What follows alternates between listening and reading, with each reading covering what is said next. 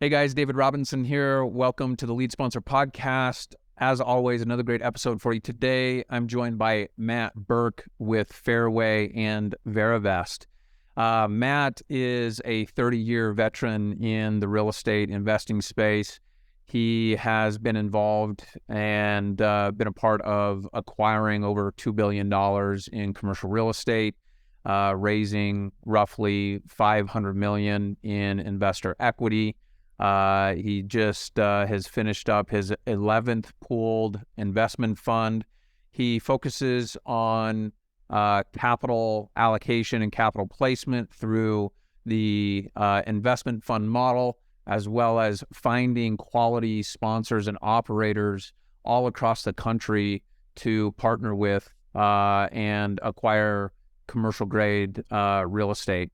He also as a byproduct of what they were working on at Fairway, started a company that provides advisory, consultancy, and management services for funds, for a pooled investment fund structure.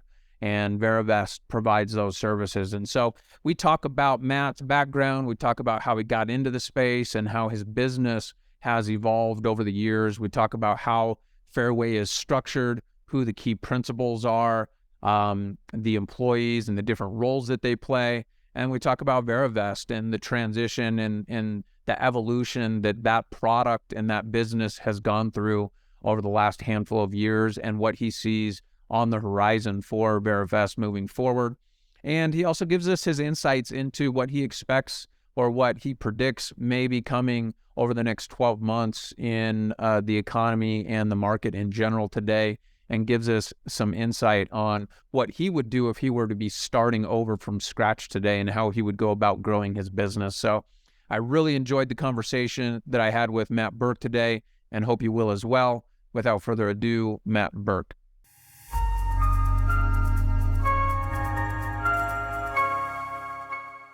All right, Mr. Matt Burk, welcome to the show. Appreciate you coming on and spending some time with us. Yeah, thanks for having me, David. So as we always like to start off, would love to just sort of hear about your business as it is today. What is Fairway all about? What do you guys focus on? How are you structured? What have you accomplished to date? And then we can go from there. Sure. Well, it's encapsulating a 30-year journey in a moment or two. I would say today we're a about $400 million investor capital managed across about $1.2 billion in real estate assets. I've been a private lender for many years. I think we're on our 11th pooled investment fund. These days, we mostly we manage a number of funds, but we partner with sponsors and provide co-GP money, do a lot of the back office works. We raise the capital, deal with the investors, do the IR and the reporting, a lot of the asset management, and we partner up with local, what I'll call best-in-class sponsors around the United States to help bring things to them that allow them to just focus on what it is that they do best, which is the real estate. So somewhat agnostic to property type, really focus on the jockey first, the people, right? Certainly have assets we like better than others, asset types that we like better than others, but we've done multifamily, storage, retail, a little bit of office, a lot of different types of things over the years. So just looking for good people, good sponsors, and partnered up and doing co-GPs all over the U.S. Love it. Well, thanks for that overview. We'll dive into that more here in a bit, but why don't we talk about your own personal journey into the space? Let me take you back as far as you can remember and test your memory a bit. And maybe after your first or your last formal education, where did things go from there? Yeah, well, I got out of school, graduated with a degree in economics, kind of happenstance, got into consumer finance and sort of learned the home equity line of credit trade from there, and found an interest in real estate, gravitated toward that and went to work for a lender or a thrift and loan, which they don't really have anymore, down in California where I grew up.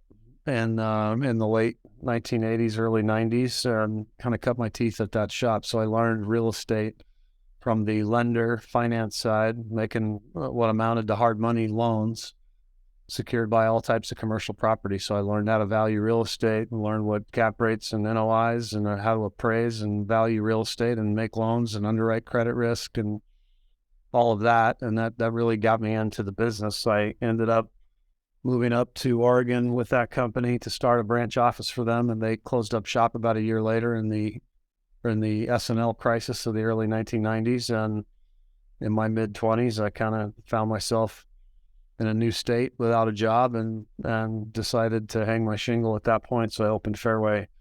Fairway's predecessor was called Fairway Financial Services, Inc., 1992. Started that company. So it's been a little bit over 30 years now as of last September. And, it's been a journey from there. But I've done a lot of loans all up and down the West Coast, mostly in the Pacific Northwest. Started running funds in the early 2000s. Had to wind down a fund coming out of the Great Recession when I had a large credit facility that the bank would not renew. And that really taught me about what it's like to not only set up and run a fund, but also having to wind one down. And then coming out of the Great Recession, we ended up doing a lot of advisory work for other managers, helping them set up funds and doing it properly and doing it correct. And since then, I've also done a great deal of advisory and fund administration work for other managers around the country.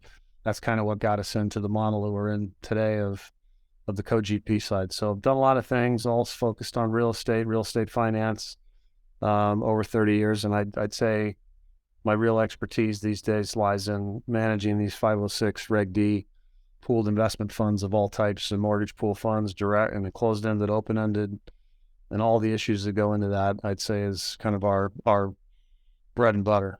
Mm. So as we have, and thank you for that 30-year lifespan summary in about 2 minutes. I appreciate you doing that. Cool. And incredible background and obviously a tremendous amount of experience. And I'm excited to dive into a little bit more about your business as it is today. In the world that we're in today, syndication funds have become a lot more prevalent, and you have a lot of young sponsors that aren't necessarily coming from a private equity background or anything like that, but more growing grassroots, realizing, hey, I can scale and I can grow by using private equity versus my own capital. You have gone the route of both co-GP and pooled investment funds. As you see young sponsors coming up in the industry, and maybe they're to a place where they've proven themselves as an operator, they have the confidence to be able to go and start doing their deals on their own. Maybe they've done a handful of deals with their own equity, maybe some family and friends type equity. Mm-hmm. What is the best path in your experience for a new up-and-coming, responsible lead sponsor as far as raising equity moving forward? What's the right step for them as they're looking to scale? Well, are you talking about like the type of structure? Structure-wise. I think structurally, I would recommend most people start off with a syndication, or in the case of lending, just a single individual loan and fractionalize that loan amongst multiple investors, right? It's doing more of like a JV structure. Is that what you're referring to? Yeah, I mean, like if you're buying property, right, and you're syndicating a deal, I'm referring to it's a single asset, but it's multiple investors, right? It's a loan, it's one loan, but you might have multiple investors. I mean, it's a $5 million loan, but you've got 12 investors, right? Putting in anywhere from 50 or 100 up to $1 million or more, right? So it's the same concept. It's just whether you call it a syndication or a fractionalized deal. But I'd say it's much easier to raise the money one deal at a time because the investor knows what deal they're putting their money into, right? They can see and touch and taste and smell and feel the property, the deal, the details, the numbers, the economics, right? So it's easier for the syndicator to raise the capital that way. Doing it in a pooled investment fund is an order of magnitude more difficult, both in terms of raising the money, because the investor does not have the benefit of knowing which property you're putting the money into, right? You're putting it into a strategy right? It's articulated in the offering documents, but you typically have not identified the specific individual property. So it's a higher level of trust the investor is having to place in that manager. So I'd say start off with the syndication, and if you're so inclined over time, move to a pooled investment fund. And I've done hundreds and hundreds of these for managers all over the countries over the last 10 years, helped them set it up, drafted term sheets, worked to negotiate or to think through and determine how to match the asset strategy or the asset model with the investment strategy, with the entity structure. And it's very easy to mess up and to get wrong if you don't know what you're doing. And there's so many things that managers, syndicators don't know or understand about a fund until you've actually done it. It's just hard to know that. So practice with the syndications, and then as you move up, especially if you get good at raising money, and that's probably for most people, my experience, David, that's the hardest part, right? It's raising the capital. I mean, people can get really good at doing the deals, but if you get any size and capacity to raise money, or to originate deals, you got to figure out how to raise money consistently over and over and over again, right? That's hard for people to do. In the industry, there's a lot of question about the legitimacy of a co-GP model versus a fund-to-fund model. What are your thoughts? Clearly, you guys feel very comfortable with the co-GP model, and maybe it's because of the way you're handling it, but it seems like in the industry, there's a lot of co-GP structure where it's strictly just raising equity, right? Give me your thoughts on the industry sort of as a whole as it relates to co-GP structure and how you guys handle your co-GP structures to feel comfortable and confident that you're checking all the boxes. Yeah, I think it's like everything, man. It's not for everybody. And I think you got to be very careful when you're going into a co-GP structure, who you're doing it with, because, a partnership of any kind, a marriage or, a business partnership or a co-GP structure it can be very challenging if you pick the wrong partner, right? So step one is pick the right counterparty and then put things in place that articulate as clearly as possible up front the rules of the road on who's doing what, right? And I would say no matter how much you do that, it's never perfect. And from there, I found that doing a deal makes a lot of sense, and you learn a great deal on that first transaction, right? And then if it works well, ideally we try to pick people that have infrastructure that enables them to do a lot more than one, because underwriting that first transactions and doing that first deal together is very time consuming and difficult. But if you can get past it and it works, then you can scale and you can do a lot of business with a relatively limited number of people. So, picking the right pony is, the hardest part on the front end. And as to structure, I think for us, we do more than raise the capital. We're very involved in asset management. Broadly speaking, I'd say our on-the-ground sponsor partner is responsible for, deal identification, negotiation, finding the transactions, putting them together, dealing with the agents, putting it under contract, right? And then post-investment and generally, I'd say we share the responsibilities of obtaining the debt, although I'd say that's mostly on our partner. We certainly can step in and help in that regard. And oftentimes we'll provide some of the debt if necessary, because we do have access to funds that can do that. And then post-investment, property management, leasing, construction oversight, all the on-the-ground stuff is the sponsor partner, and pretty much everything else is us. Raising the capital, dealing with the investor relations, providing all the reporting to the investors, the back-end accounting, the tax, and all the reporting and so forth. And we're heavily involved with the sponsor in asset management. I'd say asset management is the area that we share the most responsibilities post-investment. And by asset management, I mean making decisions around what are we doing with the asset, which right now, David, is like super important, because as you know, with what's happened in the market, right, the deals you're in are the deals you're in. And if you have variable rate debt, or, you've got, cost overruns on your construction that are getting repriced, I mean, asset management is a very, very active piece of our business in today's world. So having a good relationship with the right party, being clear on what it is each party is doing, playing to your strengths. I'd say in the relationships that work for us, they work well because most of the guys that we deal with, they like doing all the stuff I rattled off, and they don't really like doing the stuff that I rattled off that we do. Yeah.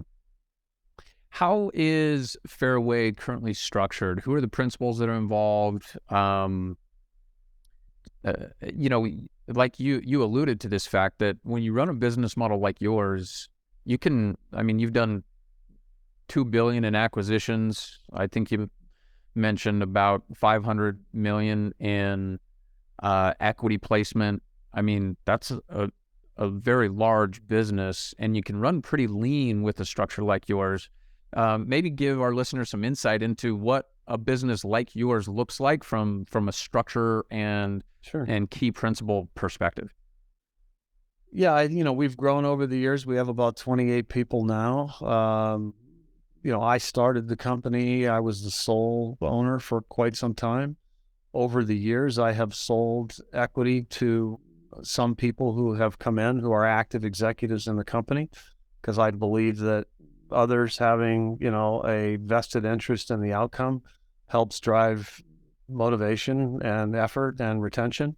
So I think at this point we have 5 or 6 principals who are executives at the company. We have taken on a limited number of investors with outside capital. I own still a majority of the company, so I control, the voting rights of the organization. But in addition to that, I've got a president of the company that's a shareholder.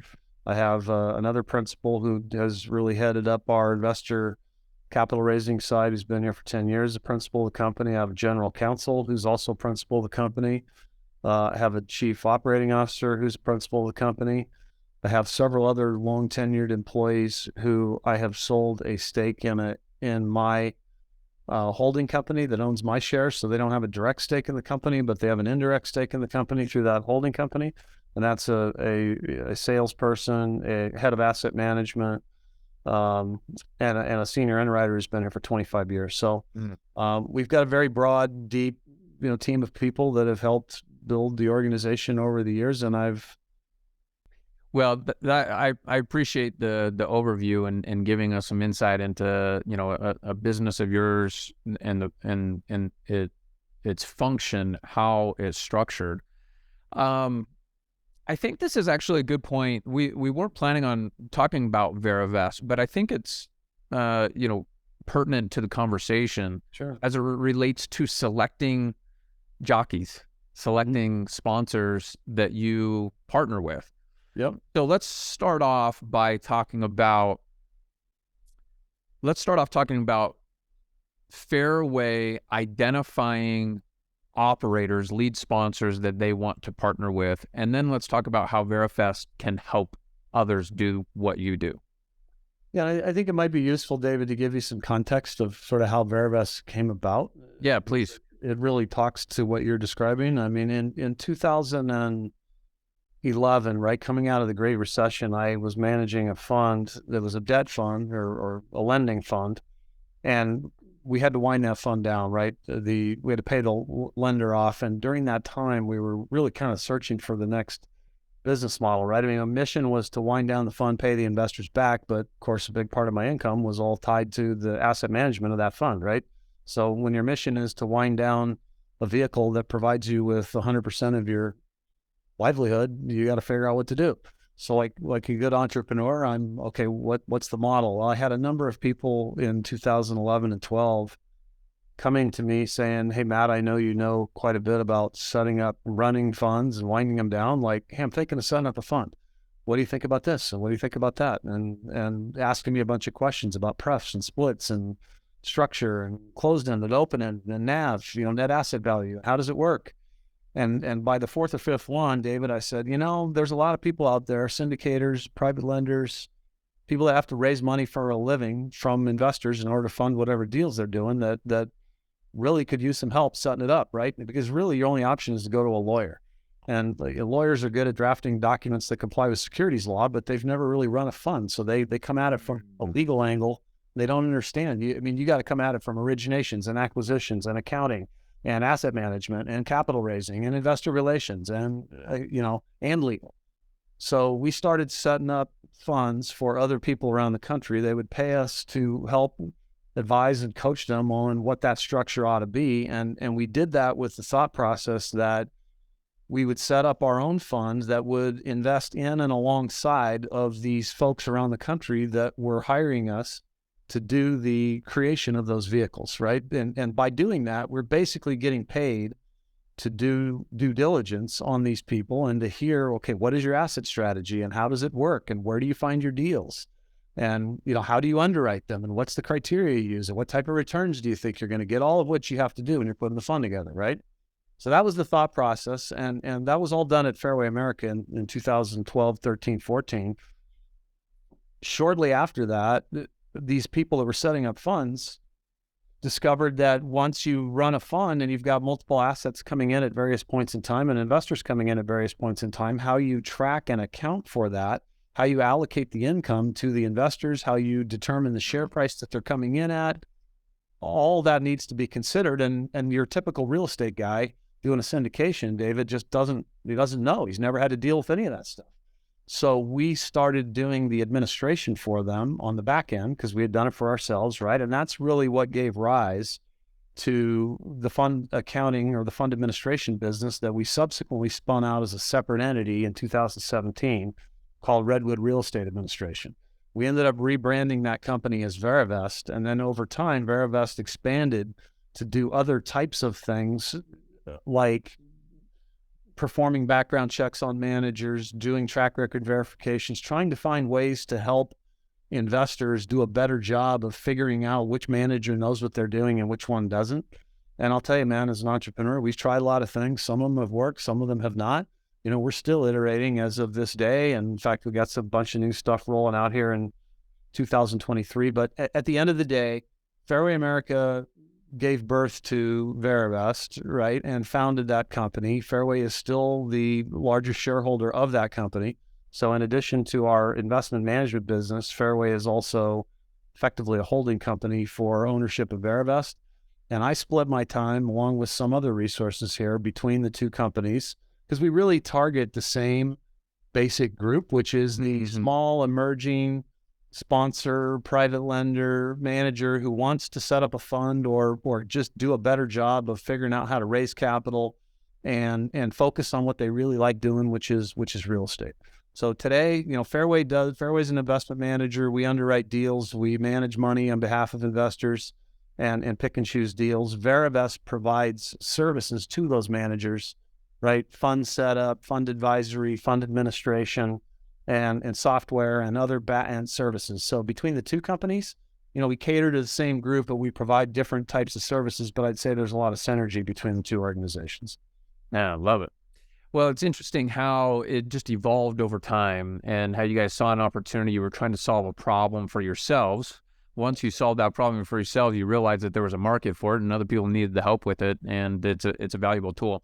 As Verivest, a lot of people have seen, at least in the space, have seen Verivest out there. They may not understand that Verivest actually provides those services in addition to the core concept of verifying sponsors and track record and background, etc.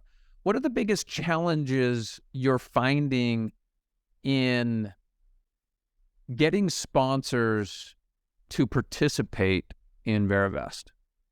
Yeah, no, ironically, David, what you just described, the advisory and the admin, that's really what put us on the map, right? That's what Verivest started doing. The verification, the track record, that stuff. That was an afterthought. Was a later add-on that we really kind of did to differentiate the company somewhat. But to your second part of your question, I'd say the biggest challenge is that a bunch of that stuff is things nobody's ever heard of, right? It's like who does verification? Who does track record verification for small managers? It doesn't exist.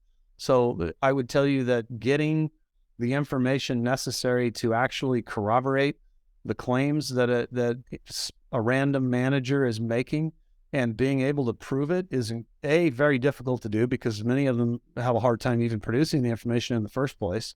When they do, it's not necessarily evidence. It's just a spreadsheet that they filled the numbers in, which doesn't corroborate anything. It just tells you that that's the numbers they're claiming, right? And doing it cost effectively is almost impossible, right? So I would tell you that a lot of those are really good ideas, but they've been very difficult to execute. And the core product that we have provided that has brought the most value to managers has been the setup and the advisory and how to get it going, and then doing the back-end administration. And then ultimately, from the investor perspective, providing consistent third-party admin and access to information about, how those deals are performing. So I would tell you, man, it's a work in progress. We continue to iterate. I haven't said we've done a poor job, generally speaking, of marketing. We haven't spent a great deal of money on marketing. I think a lot of it is we've been trying to experiment with figuring things out, but I think you're going to see a real focus from Verivest going forward on its core competencies of advisory, admin, and investor relations, and really doubling down on that and actually starting doing some marketing around it, because I do think the value prop we bring to the table is extremely high. Yeah. For the people that have used this. Absolutely. I want to, because we're a little bit short on time here, I want to shift gears and I want to talk about the process that Fairway has gone through.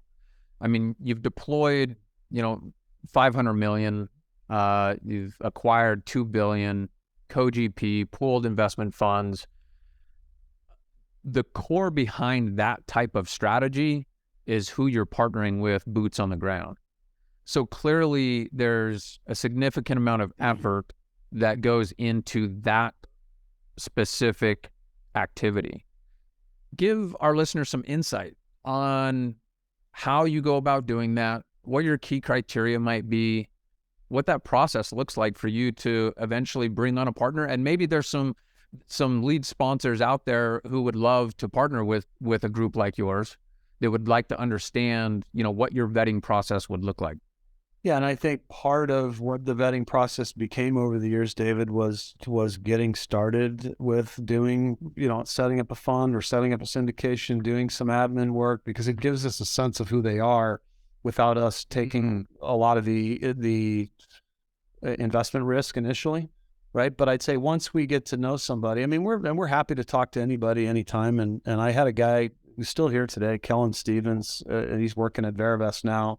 He was with Fairway for many years, and many of your listeners will know him. He's been a huge help in talking to lots of people around the country. And our number one thing is, do they have similar values to the way that we think? And the way we think about real estate is very much value investing, right? In real estate, you make your money on the buy, right? If you buy poorly, you buy the wrong property for the wrong price, it's very hard to overcome that, even in a rising market. And look, the market's been good for 10 years, right? So a lot of people who've been in the business for 10 years or less have done well pretty much no matter what they paid for the property, because it's just gone up and up and up.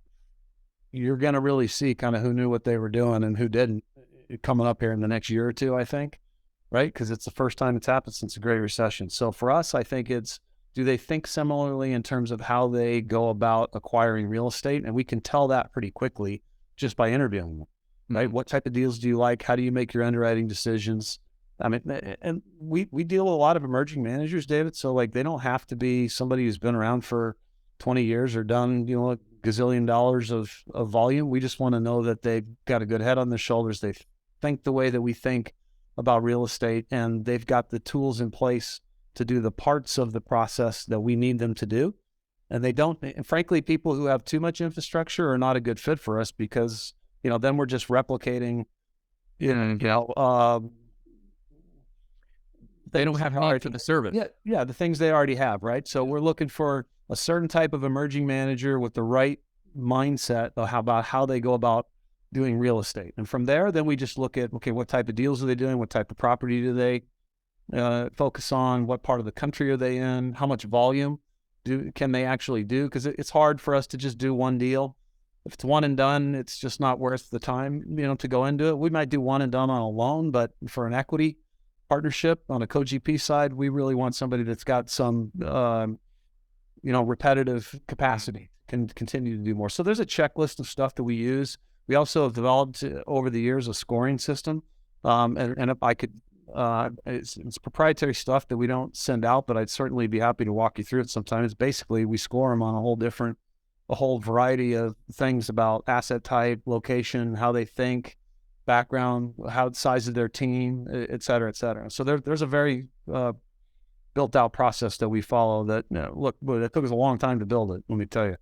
Well, and your unique advantage is having a service-based business that allows you to spend the time that otherwise wouldn't be worthwhile with emerging sponsors. Because that's the biggest challenge in getting to know these sponsors is the time component. It just simply takes time to get to know people, and you can't do that effectively, but you're getting paid to actually vet sponsors out. That you just hit the nail on the head on what the original business model was in 2012 when we decided to start doing this advisory and administration work, right? It was the services were a means to an end to identify people that we could invest with. And then because there was so much demand for it, it ended up becoming a business unto itself, right? And now we have both of those businesses that continue to feed off each other. And now we're trying to figure out, all right, how do we scale on a bigger way both of these organizations for the benefit of each and for our clients? Well, I appreciate you giving us some insight into both companies, how they're structured, how they function, the core purpose, and some insights into how you're, identifying operators and the unique advantage that you have by, really providing a valuable service to these up and coming sponsors and really picking the cream of the crop to invest alongside. I want to start winding down here. I've got a few final questions for you. Sure. You've been in the business for a lot longer than a lot of investors in the space. Yeah, I got the hairline to prove it. You've seen a few different downturns and a few market cycles. So I know you don't have your crystal ball because that's the first thing everybody tells me when I ask them this question. Yeah. But what's your prediction for what happens in the market over the next 12 months? Yeah, like I said, no crystal ball, but best guess, I think you're going to see a couple more increases in rates, hopefully cap out at another 100, 150 basis points. I think there's so much capital that's interested in real estate that's sitting on the sidelines that wants to come in here that I'd say if I was, looking at a bell curve, I think the odds are highest that it painful for a little while, but there's a lot of money that wants to come back in once it feels comfortable to do so. And as long as rates don't get too crazy high, then, I think you'll see a comeback in the next second half, let's say, of next year in real estate and people diving back into it. And I think cap rates compress because I just think there's so much demand for real estate that people can live with a little higher interest rates and a little lower overall yields. But that said, the geopolitical, and the whole environment, wars in Ukraine and, hurricanes and insurance costs going through the roof. If inflation keeps, doesn't subside and they have to keep raising interest rates, then I'd say all bets are off. So that's my best guess. If you were to start from scratch today, knowing what you know now, how would you go about building your business in this world of commercial real estate? Yeah, today would be completely different because of technology, right? I mean, I started really pre-internet, so it's very difficult to make a comparison on that front right now. But I would say if I knew all the things that I've experienced, if I knew what I knew today, I probably never would have tried most of the stuff that I've done in the first place, right? I'd go heavy on technology at this point early on, and if I had it to do all over again, I would have been much more attuned to the impact and the role that technology would have on the world earlier in my life, so that I had more of those skills than I do today. I surround myself with people with those skills, but I don't possess them myself. What's been the most challenging part of growing your businesses to this point? And let's focus on Fairway. What's been the most challenging part of growing Fairway to the point that it is today? Probably raising the capital. Dealing with the investors. I think, I've got a great relationship with our investors, and mostly because we've performed and we do what we say we're going to do, and they know that they can trust us implicitly. But I'd say that's been the hardest part. I think we figured out how to find deals that meet our criteria, even though we maintain very high underwriting standards. I think we're pretty good at finding deals in any market environment, but we're also very adaptable to the kinds of deals that we'll do. I just have not been able to completely figure out how to always have the capital, right, to be able to do the deals that would pass our underwriting. And so capital raising's, is very difficult. And I'm sure, it's a subject near and dear to all your listeners' hearts, right? And this is what I say, the small balance real estate person's dilemma is that they can't go get institutional money, right? They got to you're dealing with high net worth investors, and high net worth investors are great, but they're fickle and they're prone to, tightening up in times like this when, so even if you can go out and find screaming deals, being able to get the money to do those screaming deals is very difficult. Outside of your role in the company, what's the most critical role in your business today? Oh, great question. At Fairway, I'd say, the capital markets, the raising, figuring out the money to carry on with my last answer, right? The how and why and when and how to scale the capital raise side. I think on the Verivest side, I would say product. It's probably the area that I am the least familiar with as a non-tech guy, and I would say I'm most undervalued or underappreciated what it means, what product means inside of an organization.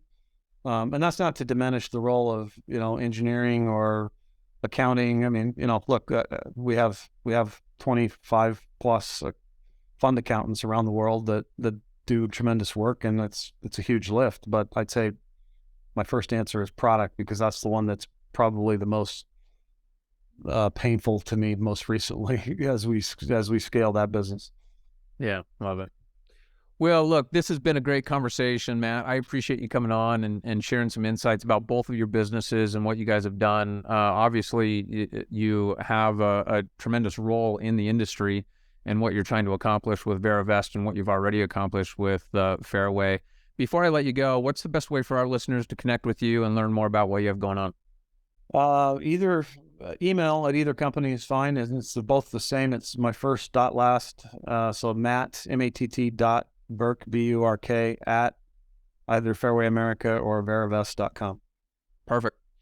Well, for all you that are listening, if you've enjoyed the conversation that we've had with Matt Burk today and you want to learn more about Fairway or also Verivest and the services they provide, go down in the show notes right now, click on that link to connect with Matt and his team. And Matt, thank you again for coming on, sharing your journey with us, sharing some insights with us, and I look forward to staying in touch down the road. Yeah, my pleasure. Thanks so much for having me, David.